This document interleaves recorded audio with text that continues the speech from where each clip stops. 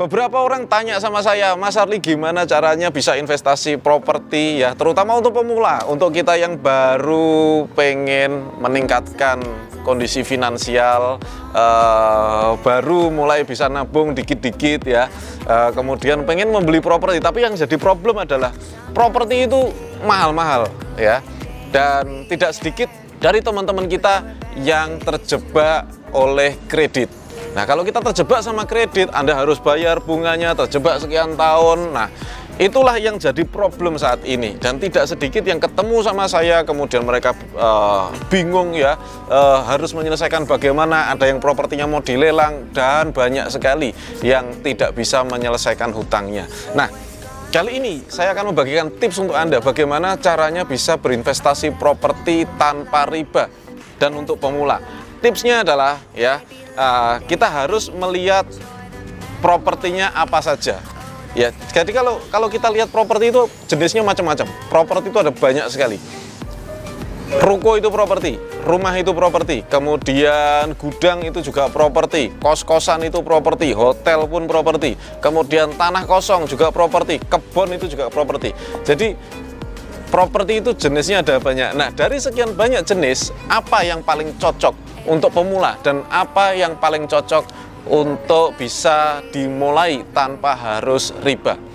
Yang paling cocok adalah tanah. Mungkin Anda bertanya, kok tanah gimana ya? Kok bisa tanah?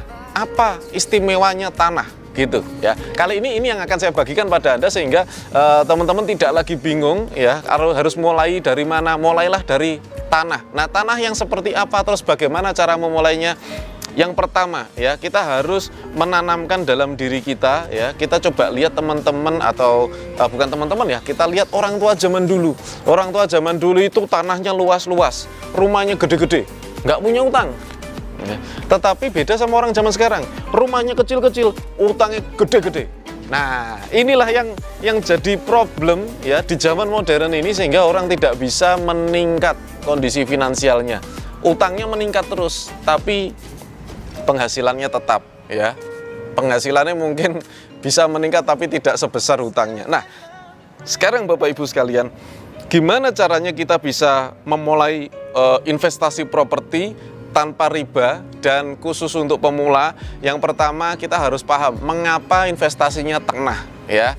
Karena begini, tadi sudah kita cek orang zaman dulu, oke, kakek nenek itu punya tanah besar-besar ya. Mereka kok bisa seperti itu ya. Nah, sekarang kenapa harus tanah yang pertama? Tanah itu multifungsi. Ya, tanah itu multifungsi.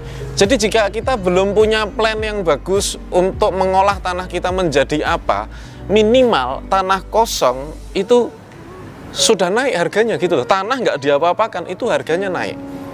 Beda sama bangunan. Kalau tanah harganya naik, bangunan itu harganya turun. Ya. Nah, ini. Nah, kemudian multifungsinya seperti apa? Multifungsi gini. Jika Anda sudah mulai punya tanah, Anda bisa milih tanah itu mau dipakai untuk apa yang menguntungkan. Dibiarkan saja sudah untung, capital gain, dia naik terus.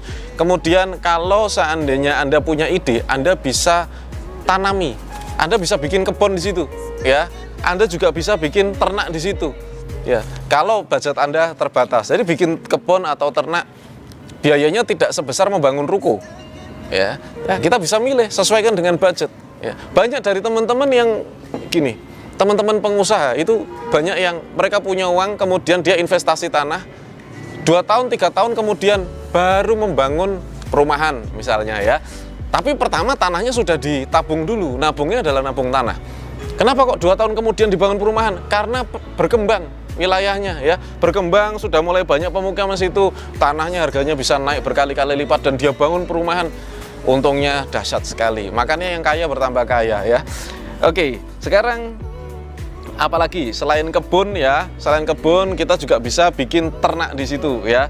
Selain itu kita juga bisa bikin bangunan, kita sesuaikan. Jika tanah Anda kemudian sesuai dengan perkembangan kok cocok untuk dibangun kos-kosan. Misalnya hari ini Anda beli tanah, 3 tahun kemudian ada pabrik di dekat situ, Anda cocok bikin kos-kosan gitu. Apakah bangun kos-kosan murah? Tergantung ya, tergantung. Jadi kita bisa pilih bangunan-bangunan yang memang kita tujukan untuk bangun kos-kosan dengan low budget ya. kemudian tidak terlalu mewah, itu tidak semahal membangun rumah. Oke.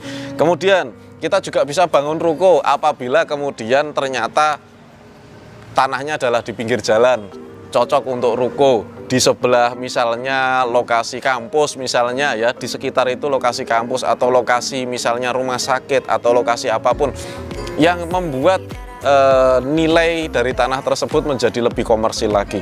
Jadi tanah itu tidak diapa-apakan saja untung, apalagi tahun depan, 2 tahun lagi, 3 tahun lagi Anda rencanakan untuk membuat sesuatu di tanah tersebut.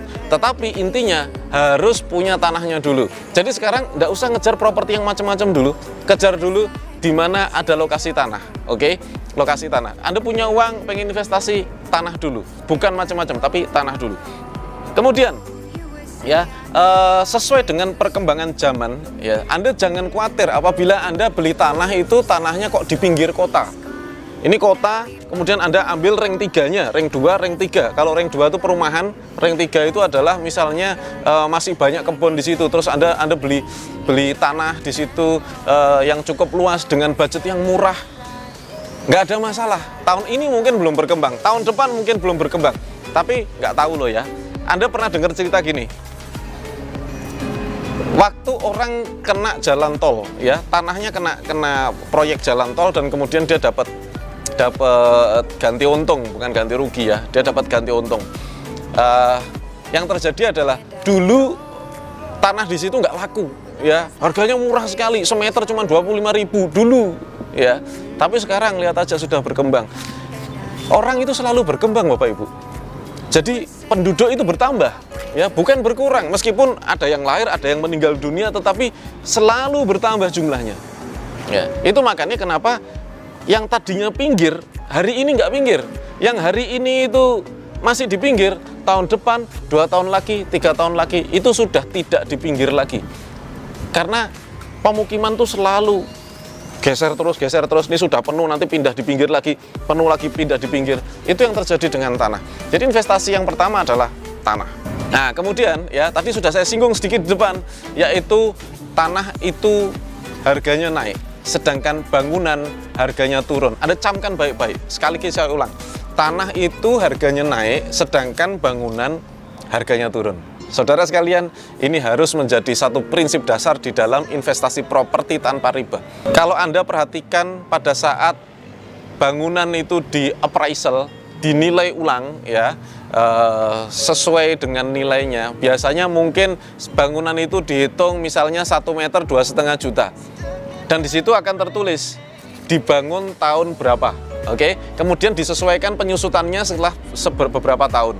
Ketika sudah disusutkan, maka angkanya sudah tidak semahal 2,5 juta tersebut. Jadi bangunan tuh nilainya turun. Tetapi kenapa orang menganggap rumah itu nilainya naik? Karena tanahnya nilainya jauh lebih besar daripada penyusutan bangunan tersebut. Nah, kalau Anda jeli, lebih baik kita berinvestasi dan tidak ada nilai yang turun di situ, yaitu tanah. Kemudian alasannya kenapa kok tanah? Tanah itu tidak perlu dirawat.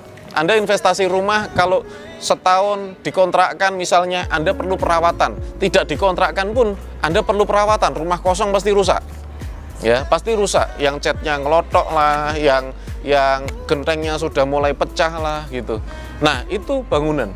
Tetapi kalau tanah mau di situ dipakai sama penduduk, misalnya sapinya diumbar gitu ya, bahasa Jawa itu diumbar ya.